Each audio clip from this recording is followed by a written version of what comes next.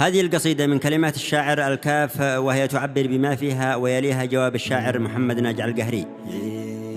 ربي وفقني معك وفي بعهدي، أنت حسبي والوكيل. يا المرض أثر علي صاب كبدي في زمن قاسي بخيل، يا كريم أنت المهيا والملطف. ربي وفقني معك وفي بعهدي، أنت حسبي والوكيل.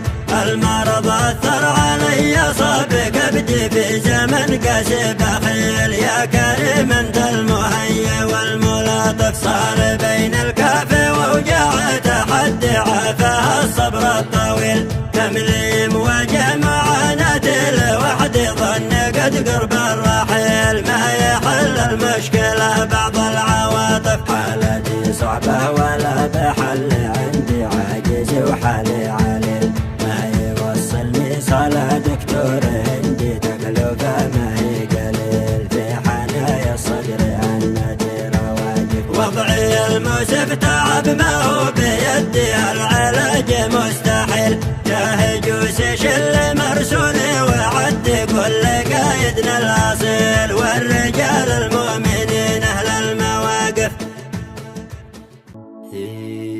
يا صديقي ليت بلقى حل يجدي وانفعك يغلى زميل.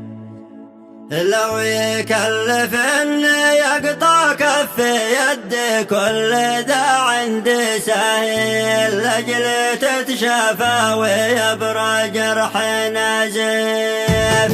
يا صديقي ليت بلقى حل يجدي وانفعك يغلى زميل. لو يكلف اني يقطع كف يدي، كل ذا عندي سهيل. لاجل تتشافى ويبرى جرح نزيف. المرض ما ينفع ابرى مهدي، وين صنع الجميل. يا رجاجيل الوفا قايد وجندي، عون من حمله ثقيل. يا هل النخوة مجلين الحسايف. يا خيار الناس دي تبذل وتبدي، ما لفزعتكم مثيل. كل من له مقدره يوقف ويدي، وله الشكر الجزيل. الجمال باقي يا كل عارف، مثل ذا الموضوع ما هو شيء عادي، يجبر الدمعة تسيل. صوت مؤمن مبتلى حرف ينادي، زامل الكاف العليل. مثل فردات العلي الخصم زاحف،